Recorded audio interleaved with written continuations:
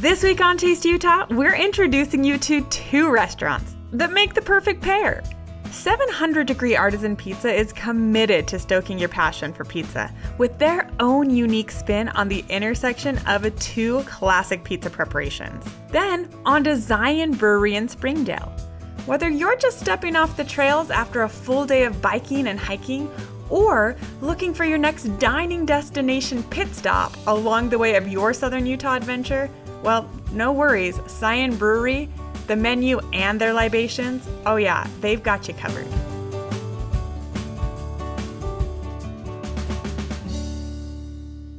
Taste Utah is more than your typical food show. It's about local flavor, from roots through authentically Utah restaurants. It's the people and the places that make Utah a dining destination. There's so much soil and earth to uncover and still so many great Utah restaurants to savor. We bring you the stories and we spread the love. The best thing about Utah, the views along the way, they're not bad either. We're not afraid to get our hands just a little dirty. Food is a necessity. It's how we create it and share it and experience it together that truly shapes our community. Whether you're choosing to dine in our dining rooms, order to go, or get delivery, you always have a seat at this table. Are you ready to taste Utah?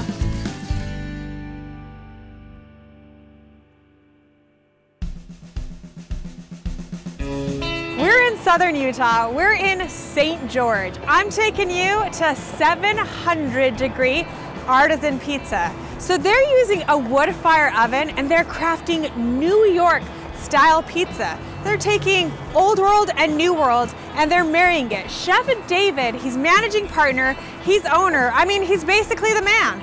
Let's go meet him, should we? Chef David, my man! Welcome to 700 Pizza. Oh Take a seat. Thank you.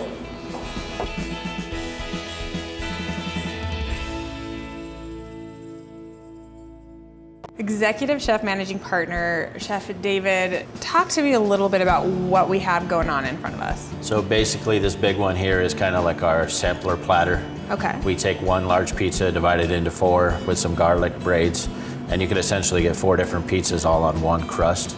So you can try it all without having to feel guilty about eating 4 pizzas. What are the different offerings here? So we have a mushroom mayhem, we have an arugula bianca with truffle oil on top, a Main Street, and a Grand Vito, which is like our meat lovers. Oh, I love it. That looks almost like meatballs. It got meatballs on it, yep. Does it? Yep. Oh my gosh. And garlic braids, so you get like a little bit of that. Garlic bread on the side. Yeah, I love that. That's super clever. And then what else do we have? Then we have a bruschetta over here that's house made. It's on our little toasted crostinis, which is bread made out of the same dough as our pizza. Then we have a gluten-free option here where our crust is gluten-free, keto, vegan, and then we made it with vegan cheese on there that's a vegetable base. And then we have some oven roasted, twice baked wings that have our house sticky sauce, which is kind of like a sweet, spicy, brown sugar based sauce on there. We are known for our wings down here, especially Southern Utah. We've won best wings, as well as our pizza and our beer. It all goes together, especially the way that we age our dough, because we actually use the same scientific method as they do to age the beer is what we use for the aging the dough. You're using the same techniques, same methods, different results, both equally delicious. Yes. Yeah, very, very cool. Here you're sort of taking like what people really love about a Neapolitan style pizza, and then you're marrying it with all the good things about New York style pizza. Yes. Talk to us a little bit about that marriage. So we kind of have a unique oven, as ours is, so it's wood fired. We have the wood off to the side, but we also have a base that rotates. Okay. So as it rotates, it's giving us the opportunity to cook it evenly on all sides, so you don't end up with a burnt, charred side, and then some sides that aren't cooked. We don't like to say it's cooked by the fire, we like to say it's kissed by the fire. Love it. And it also comes down to the wood that you use. So we choose to use like a pecan or a peach, so you get a little bit more of like a nutty sweet flavor into the dough, as opposed if you use an oak where it's not going to have as much flavor adding into it. So we choose our wood just as carefully as we would in our ingredients, just to make sure that it's all a package deal. Yeah, so do you have a lot of fun crafting the menu? I do, and our menu is always changing depending on the ideas of me or even the rest of the chefs that are in the kitchen. We're open to ideas from everybody. not gonna say that I'm the one that makes all the decisions. These guys can still add other stuff that they want.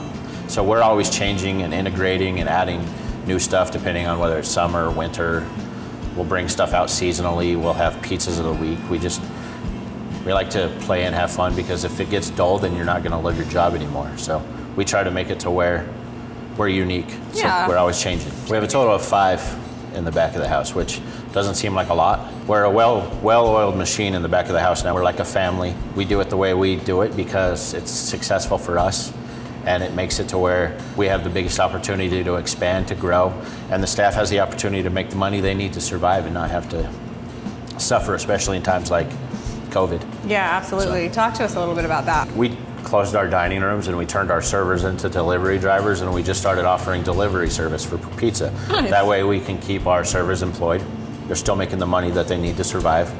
We never really had to worry about losing a staff or laying off a staff or any of that stuff. So, well, I think we were very fortunate to have this as a model. The cool thing about what you're talking about with the shifting to delivery, though, and I just want to acknowledge you for it, is that in and of itself is a whole different business, like, to understand.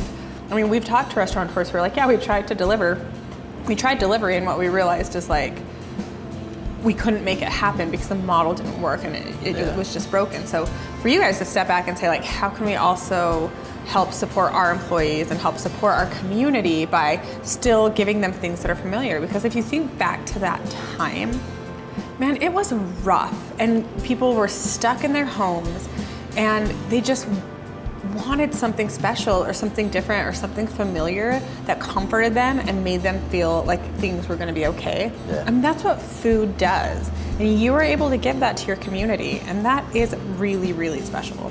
We've always been the ones that try to help out in the community. We'll help out, like, we've reached out to some of the shelters and donated pizza in the tough times, and there's other stuff we do for the community just because we know that without the community we wouldn't be successful. Well, you're doing a great job. This has just been so fun. I mean, who doesn't love pizza? I would love to pop back in the kitchen and meet Vesuvius and just make something together. Would you be up for that?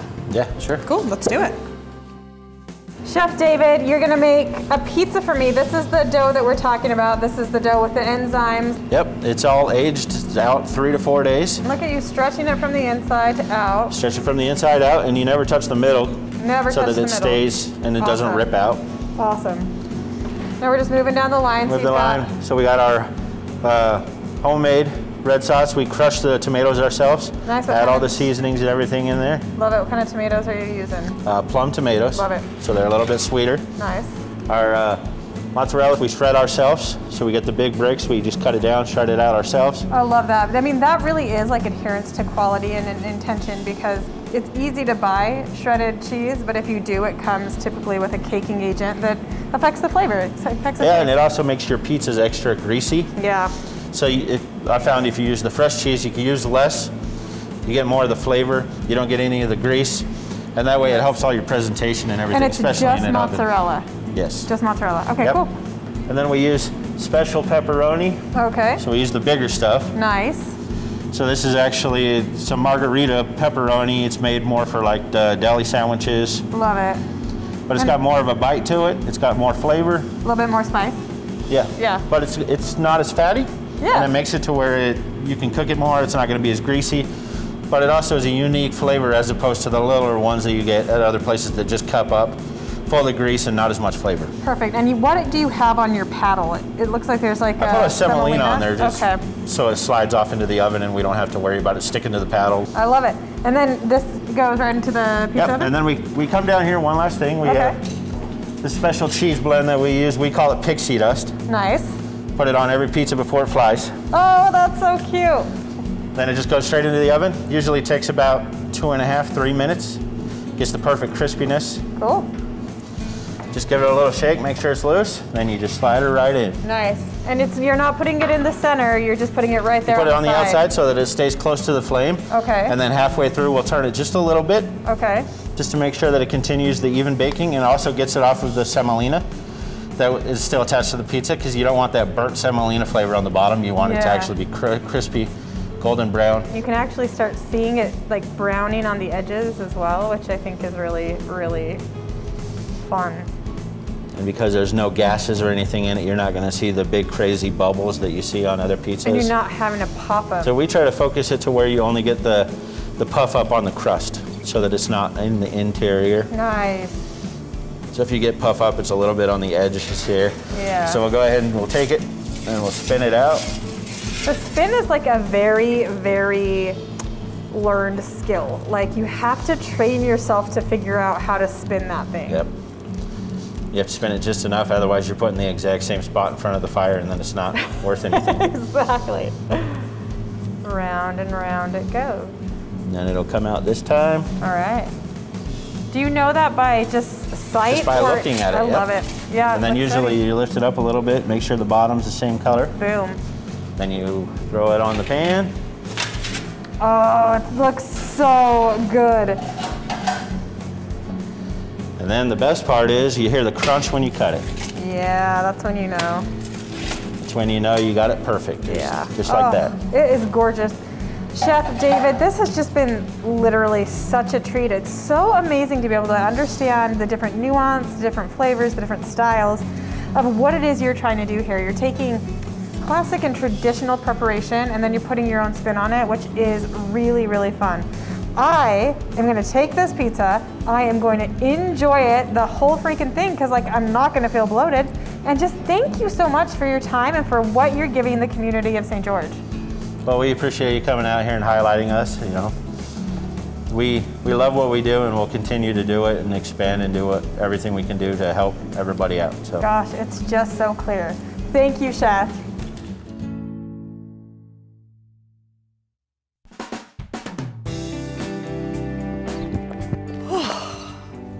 Well, here we are. We're in Springdale. I just finished my morning run in Zion Canyon, obviously. But we are going to take you to Zion Brewery. It sits at the mouth and the entrance to Zion National Park. We're gonna go talk brews, we're gonna go talk food. Troy's gonna give us a lay of the beautiful culinary landscape. Are you thirsty? I hope you're hungry. We've got you covered. Let's do it. Troy! Hi, Katy. Oh my goodness, it is freaking glorious here at Zion Brew Pub. It is. Well, I cannot wait to sit down with you and just chat about the brew pub and the tavern and the food and just take in glorious Zion National Park. Okay, well, come on in. I've got a table set up. We'll get you started and Let's do have it. some food. I can't imagine what it's like to be able to work in a location where you wake up every morning and you're just surrounded by like a natural wonder. Yeah, love my office. Oh, it's gorgeous and it's such a beautiful day. Yeah. This food looks incredible. Thank Will you. you tell us what we have in front of us? I'm gonna start eating. Okay, so you've got a Greek salmon salad in front of you. Beautiful. It's got feta cheese, avocado, Kalamata olives, and the dressing is a jalapeno lime dressing, which we make Yum. fresh in-house. Oh my gosh. That's delicious. I'm excited to dive in. And then this looks like potato chips. It's pub nachos is what we call them. I love it. They're made with kettle chips that we fry fresh every day. It's got a beer cheese on top of it, and then the jalapeno bacon jam, which is phenomenal. It's a little bit spicy and a little bit sweet. Oh, I love that. And you're making the chips in-house. Yep. Mm-hmm. And then this beautiful meaty dish to the... This is our signature stout stew made with our stout beer. Nice. Yeah, we've had it on the menu from day one. What's the meat in the stew? That's flank steak. Flank steak. Nothing goes better with sort of that rich, meaty steak beef with than stout. Yeah, it's good. It's got a little pepper in there too, and then the biscuits are rosemary biscuits that we bake fresh every day too. Yum. Yeah. And that looks like just what most people probably get after a day of hiking, right? The burger. Yeah, we sell a lot of burgers. Yeah, you can't not have a burger on the menu, right? Yeah, this is our Zion Brew Burger. Okay. It's got Swiss cheese, lettuce, tomato, onions, garlic aioli Yum. sauce, and then also our jalapeno bacon jam on that. I mean, I'm salivating. It's Yeah. just beautiful. And then, of course, a big fat onion ring on the top, Yeah. because why wouldn't you? Yeah. What kind of bun is that? These are made fresh. We get them from a local bakery in Hurricane called Honeybees. Honeybees? Oh, that's so cute. Yeah. We have to talk about liquid breads. We have to talk about your beers, because Yeah. you're brewing them here in Springdale, right? Yes, yep, locally brewed. The brewery's been around for about 14 years. Okay. And that kind of spawned the brew pub. You are drinking a juicy IPA. Beautiful. It's a hazy. And then I've got our most popular beer, the Zion Pale Ale. Yeah.